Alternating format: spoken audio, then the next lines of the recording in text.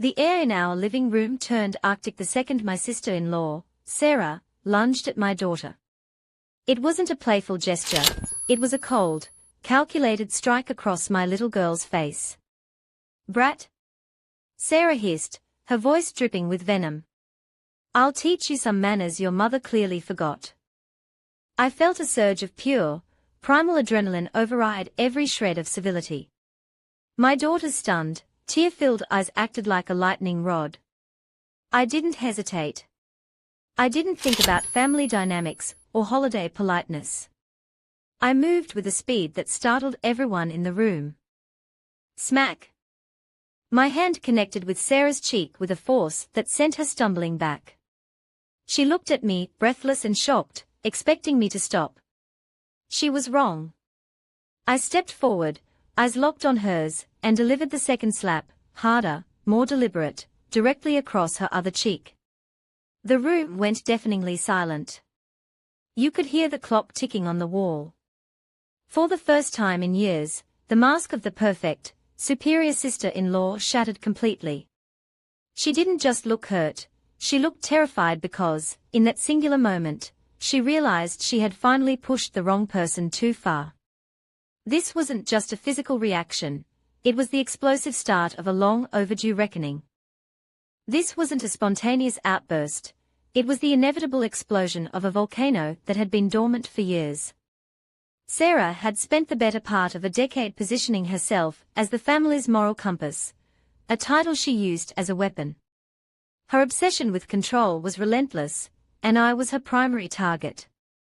From mocking my career choices to making subtle, cutting remarks about my parenting in front of our in-laws, she treated every family gathering like a high-stakes competition she was determined to win. She viewed my daughter's existence as a direct challenge to her own influence. There were constant, insidious jabs, "Is she always that loud?" or "Maybe she'd be more disciplined if you weren't so lenient." I kept silent to keep the peace, believing that if I simply ignored her ego, she'd eventually lose interest. I was wrong. My silence was interpreted as weakness, a green light for her to escalate. She started testing boundaries, whispering lies to my husband about my unstable behavior. I watched her weave a web of subtle manipulation, painting me as the villain while she played the victim. The slap wasn't just a reaction to that one moment, it was the final, violent release of 10 years of suppressed rage against her suffocating, toxic entitlement. The initial shock in the room was palpable, a heavy, suffocating silence that felt like the calm before a hurricane. Sarah, clutching her face, finally found her voice, a screech of indignation meant to rally the rest of the family to her side. "You're insane," she shrieked, her eyes darting around the room, desperately hunting for allies who would mirror her outrage.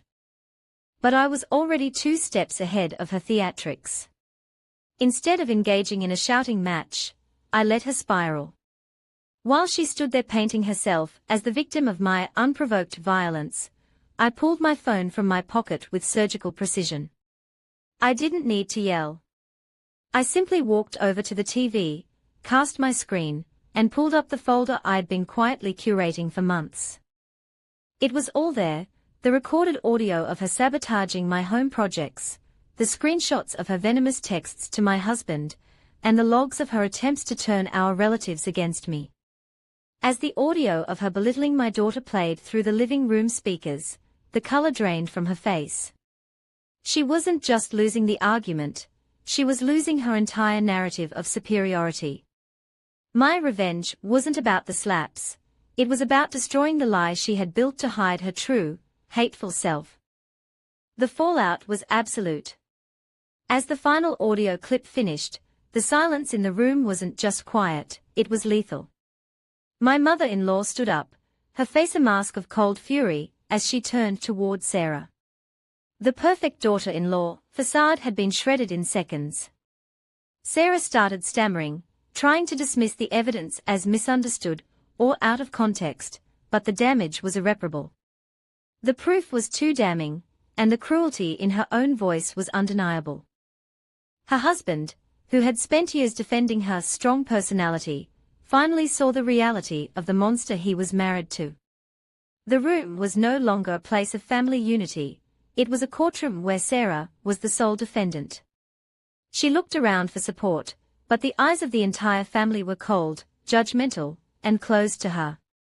She had built her status on the ruins of others, and now, the foundation had completely collapsed under the weight of her own hubris.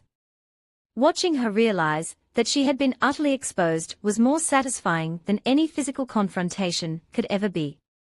She tried to storm out, hoping someone would follow, but not a single person moved. She left the house not just defeated, but entirely alone, finally facing the hollow reality of her own actions. The final blow wasn't loud, it was cold, swift, and permanent. In the weeks that followed, Sarah tried to orchestrate a comeback, spinning tales of my sudden breakdown to the extended family. She anticipated their sympathy, but just as Valley doesn't operate on rumors, we operate on cold, hard reality. I had already sent copies of that audio to every influential member of the family circle. By the time she picked up the phone to spin her narrative, she found herself blocked, ignored, and effectively excommunicated from the inner circle. She didn't just lose her reputation, she lost her seat at the table. When the next major family gathering occurred, she wasn't just uninvited, she was never even mentioned. It was as if she had been erased from the family history she worked so hard to manipulate. I saw her months later in a grocery store. She looked older, tired, and remarkably small compared to the giant ego she once carried. She looked at me, expecting a confrontation, but I simply walked past her without a flicker of recognition. That was the ultimate victory, knowing she no longer had the power to affect me or my daughter. She was forced to live in the silence of her own consequences, a ghost in her own life.